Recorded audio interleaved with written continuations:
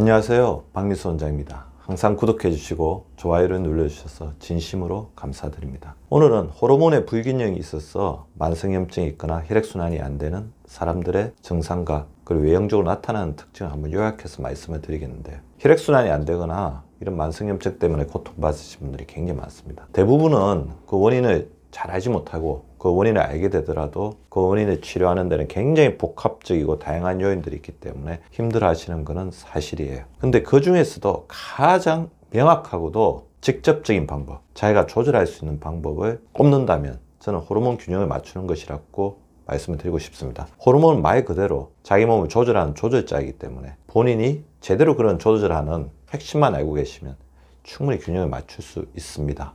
개인차가 굉장히 심한 게 또 호르몬이죠. 따라서 이런 호르몬 균형을 저해하는 요인들을 잘 살펴봐서 그 요인들을 맞추는 게 중요한데, 혈액순환과 호르몬은 굉장히 밀접한 관계를 가지고 있습니다. 혈관 기능의 조절자는 호르몬이라고 해도 과언이 아닙니다. 그럼에도 불구하고 이 순간에도 혈액은 계속 돌고 있고 혈관은 계속 일을 하고 있고 심장은 1분에 60회에서 100회 정도를 뛰고 있습니다. 그러다 보니까 끊임없이 혈관은 공격을 받고 혈관 속에 있는 이 혈액의 산소와 영양소뿐만 아니라 염증까지도 같이 돌아다니기 때문에 이 혈액의 염증을 잘 제거해 주는 게 중요합니다. 혈관은 복구되고 염증은 제거되어야 합니다. 그럼에도 불구하고 혈관은 끊임없이 공격받고 있죠. 그리고 혈액은 계속해서 오염되고 있습니다.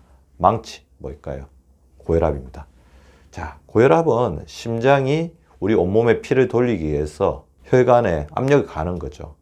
근데 혈관이 딱딱해져 있거나 혈액이 찐득찐득해 있으면 강한 힘으로 혈관에 압력을 줄 수밖에 없습니다. 망치로 때리는 것과 마찬가지죠. 못 뭘까요?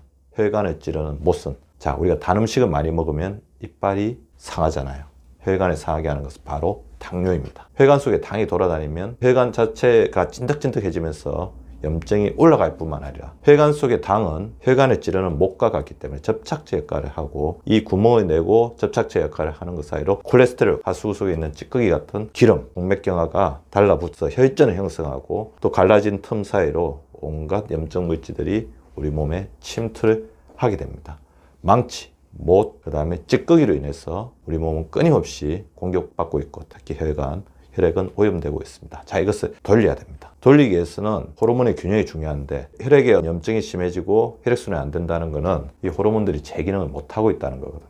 자, 그러면 호르몬이 제 기능을 못해서 나타나는 혈액순환의 문제, 호르몬에 어떤 문제가 있을 때 어떤 증상들이 나타나는지 살펴보겠습니다. 저는 멜라토닌을 굉장히 중요하게 생각합니다. 혈관의 가장 큰 적 중에 하나를 활성산소라고 하죠. 혈관의 활성산소를 제거하는 여러 가지 물질들을 항산화 물질이라고 하잖아요. 근데 물질뿐만 아니라 항산화 영양소뿐만 아니라 호르몬 중에도 항산화 작용을 하는 중요한 것이 멜라토닌입니다. 멜라토닌은 혈관 내 활성산소를 제거하는 황산화 호르몬인데요. 자, 혈액순환이 안 된다. 근데 멜라토닌이 뭔가 문제가 있어서 그럴 수가 있어요. 멜라토닌 문제가 있을 때 나타나는 증상들 잘 살펴보십시오. 불면증, 그 다음에 수면의 질의 저하, 뒤척임, 잠꼬대, 자주깨. 수면의 질이 낮아지는 겁니다. 수면의 질이 낮아지는 것 자체로도 혈액순환, 혈관의 염증의 문제가 되지만 멜라토닌의 결핍 자체가 황산화 역할을 하지 못하기 때문에 혈관은 더욱더 공격받는 거죠. 자, 멜라토닌이 부족해지면 새벽에 일찍 잠에서 깬다. 그 다음에 하지불안 증후군, 다리를 계속해서 떨고 있는 증후군, 이런 증상이 있으면 멜라토닌의 문제 때문에 혈액순환이 안 됐구나, 혈관에 만성염증이 있겠구나, 그렇게 한번 생각해 보시기 바랍니다. 멜라토닌을 채워야 되겠죠. 성장 호르몬이죠. 혈관벽을 복구하는, 고치는 수리공이 필요한데 중요한 수리공 역할을 하는 게 바로 성장 호르몬입니다. 성장 호르몬은 어릴 때는 키를 크게 하는 호르몬이지만 나이가 들면 제가 항상 말씀드리죠. 회춘 호르몬, 재생 호르몬 매 10년마다 14.4%씩 줄어들어서 60대가 되면 20대의 절반밖에 안 되지만 개인차가 굉장히 많은 호르몬이기 때문에 우리 독자 여러분들이 어떻게 하시느냐에 따라서 성장 호르몬 우등생이 되느냐 아니면 성장 호르몬 열등생이 되느냐 달라질 수가 있습니다. 성장 호르몬이 부족해지면 복부지방이 증가됩니다. 근육이 감소됩니다. 고위다공증 발생이 증가되고 심혈관계 질환의 위험성이 올라갑니다. 경력이 감퇴되고 불안감과 무기력이 증가되는데 이런 증상이 있다고 한다면 성장 호르몬 제 기능을 못하기 때문에 혈관벽이 계속 손상받고 혈관의 만성염증이 심해지면서 혈압이 올라갈 수 있다. 복부지방 증가, 근육 감소 이런 것만으로도 당연히 혈관에 타격을 주겠죠. 근데 혈관벽을 복구하는 재생 호르몬인 성장 호르몬이 부족해지기 때문에 혈관벽의 복구 능력이 떨어진 것. 자, 이런 증상이 있으면 성장 호르몬이 제 기능을 못하기 때문에 혈관 쪽에 부담을 주고 혈액순환이 안 될 수 있겠다. 한번 생각해 보시기 바랍니다. 비타민 D는 이 호르몬은 굉장히 복합적인 성격을 갖추고 있죠. 비타민의 성격, 호르몬의 성격. 근데 혈관의 기름때를 청소하고 중성지방을 떨어뜨리는데 굉장히 핵심적인 역할을 합니다. 저는 비타민 D를 우리 독자 여러분들에게 항상 디펜스 호르몬, 방어 호르몬이라고 해서 고혈당증을 예방하고 암으로부터 우리 몸을 지켜주고 그 다음에 혈관을 지켜주는 호르몬이라고 말씀을 드렸습니다. 중성지방을 감소시켜주는 핵심적인 역할을 하는 게 비타민 D입니다. 근데 비타민 D가 부족하면 피로하고 뼈의 통증, 비타민 D가 뼈에 칼슘을 계속 넣어주기 때문에 칼슘의 부족으로 인해서 미세골절이나 이런 것들이 계속 생길 수가 있죠. 그리고 근육의 약화, 칼슘의 부족, 비타민 D의 부족과 연결이 됩니다. 근육통, 근육경련, 우울한 기분 이러한 증상이 있다고 한다면 비타민 D가 부족하고 이것들이 혈관에 좋지 않은 영향을 미칠 수 있습니다. 자, 인슐린, 혈관염증의 두 얼굴이죠. 적절하게 있으면 세포에 에너지를 넣어주고 우리가 지금도 이 강의를 듣고 제가 강의를 할 수 있게 하는 핵심적인 우리 몸의 에너지 호르몬이지만 과도하게 넘치게 되면 고인슐린 혈증이 되면 혈관을 손상시키고 나아가서 세포를 변형시켜서 암까지도 만들 수 있는 무서운 호르몬이 인슐린 호르몬입니다. 그래서 인슐린 호르몬을 제가 평생 잘 돌보면서 같이 살아가야 될 파트너라고 말씀드리죠. 인슐린 호르몬에 문제가 되었을 때는 당연히 이제 혈관 속에 심각한 타격을 받을 수밖에 없습니다. 고인슐린 혈증 자체가 혈관벽을 공격하기도 하지만 인슐린 기능이 저하되면 당이 혈액 속에 넘치게 되죠. 혈액 속에 당은 혈관벽을 끊임없이 공격하게 되고 그것이 이제 당뇨, 단백뇨로 나타나게 되는 거죠. 자, 인슐린에 문제가 있을 때 때때로 맹렬한 허기를 느낍니다. 자, 당을 잘 집어넣어서 적절하게 사용하지 못하기 때문이죠. 식후에는 무기력해지겠죠. 고인슐린 혈증입니다. 탄수화물에 대한 과도한 집착, 체중 증가, 특히 복부 비만, 만성적인 체력 저하, 집중력의 저하, 그리고 불안해지고 공황장애 같은 부분을 느낀다면 이거 저혈당의 증세라고 볼 수 있습니다. 이런 것들은 오른쪽에 자, 이런 증상이 있을 때는 인슐린 기능에 문제가 있다. 그래서 혈관 쪽에 끊임없이 공격을 받을 수 있겠다 생각이 됩니다. 자, 제가 말씀드렸던 이런 증상들을 잘 살펴보시고 이런 증상들에 해당이 되고 있으면 자신이 혈액순환이 안 되고 혈관의 만성염증이 점점 심해지는 것을 호르몬을 교정해야 될 필요성을 더욱더 절감하셔야 됩니다. 자, 이런 네 가지 호르몬에 문제가 있을 때 나타나는 종합적인 외형의 인상을 한번 그려봤는데요. 다 그러지는 않으시겠지만 어떻게 보면 현대인은 비애라고 할 수가 있죠. 팔, 다리는 가늘어집니다. 근육이 부족해지고 내장 비만은 심해집니다.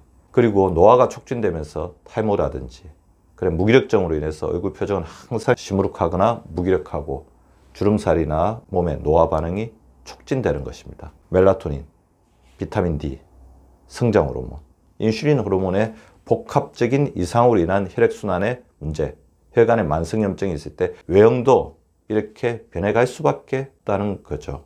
잠을 못 자서 항상 피곤한 표정, 뭔가 의욕을 상실한 모습, 그리고 근육은 점점 줄어들면서 체중의 변화가 없더라도 점점 체지방률이 올라가면서 복부 쪽에 내장지방이 집중되기 때문입니다. 지금 당장 이런 모습은 아닐지라도 아까 말씀드린 혈액순환에 저해시키는 네 가지 호르몬에 문제가 있다면 우리의 몸은 이렇게 변해갈 수밖에 없을 것 같고요. 어떻게 보면 현대인의 비애 중에 하나라고 할 수가 있을 것 같아요. 점점 자신의 외형이 이런 식으로 변해가고 있다면 혈액순환, 혈관의 만성염증에 관여하는 호르몬의 문제들이 조금씩 진행되고 있지 않는지를 반드시 체크해 보셔야 됩니다. 자, 그러면 호르몬 네 가지 문제가 있다고 했죠. 세 가지 호르몬은 보충을 해주셔야죠. 그리고 한 가지 호르몬, 인슐린 호르몬은 휴식이 필요합니다. 비타민 D는 이제 제가 단계별로 보충하라고 했죠. 너무 낮으면 주사요법이 필요할 수도 있고 적절히 낮으면 영양제를 드시면서 보충해 줄 수 있습니다. 가장 중요한 건 하지만 햇빛을 쬐는 것입니다. 자연으로 나가는 것입니다. 특히 최근 들어서 바깥 활동이 극히 없으신 분들이 늘어나고 있어요. 여러 가지 위생상의 문제가 있겠지만 마스크를 잘 쓰고 개인위생을 철저히 하면서 밖으로 나가셔서 햇빛을 쬐면서 면역력을 높여 주셔야 됩니다. 낮에 10분에서 15분, 김이나 주근깨가 걱정이시라면 햇빛 조금 약한 시간에라도 나가서 햇빛을 쬐려는 노력을 해주시면 좋을 것 같습니다. 두 번째, 성장 호르몬의 재료를 잘 공급을 해야 되겠죠. 대표적인 재료는 단백질이죠. 살코기, 계란을 충분히 드셔주시는 게 필요할 것 같고요. 아르기닌, 특히 아르기닌 자체가 성장호르몬을 만드는 데 많은 도움을 줄 수 있는 단백질로 알려져 있기 때문에 견과류나 계란같이 아르기닌 풍부한 음식들을 섭취해 주십시오. 성장 호르몬의 가장 중요한 파트너는 근육입니다. 제가 항상 알려주는 손허벅지 운동이라든지 팔굽혀기, 스쿼팅처럼 자기의 체중부와 자기의 관절, 자기의 근육량에 맞는 운동을 골라서 고통을 느끼지 말고 즐겁게 해주시기 바랍니다. 몸을 키워야지 성장 호르몬은 늘어납니다. 멜라토닌, 낮낮 밤밤이죠. 비타민 D와 같이 짝을 이루는 생체 리듬 호르몬입니다. 낮에는 햇빛을 쬐고 밤에는 빛과 소음 없이 주무시는 게 중요합니다.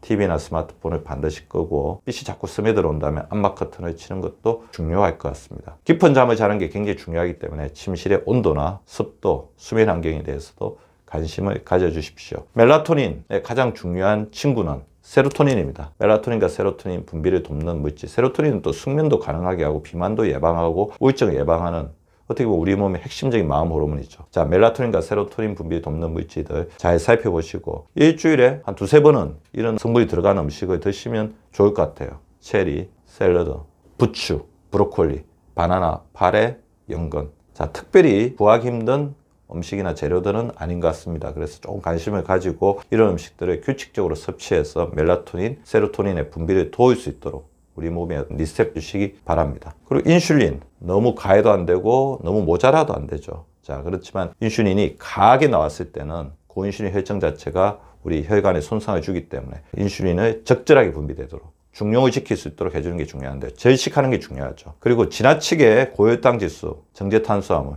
흰 밥, 빵면을 많이 드시는 분들은 저혈당 지수, 원세에 가까운 음식으로 돌아가 주시고 가장 좋은 거는 제철 과일과 채소를 껍질째 드시는 것 같습니다. 자, 그리고 거꾸로 식사법.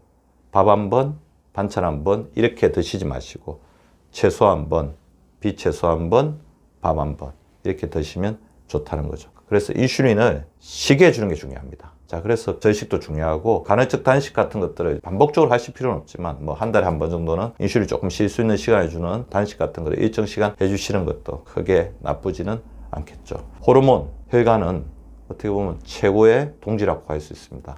호르몬과 혈관이 서로를 도울 수 있도록 우리 독자 여러분들이 만들어 주시기 바랍니다. 구독과 좋아요는 박미수 박사 TV를 지속시키는 생명력입니다. 많이 구독해 주시고 좋아요를 눌러 주시기 바랍니다. 항상 감사드립니다.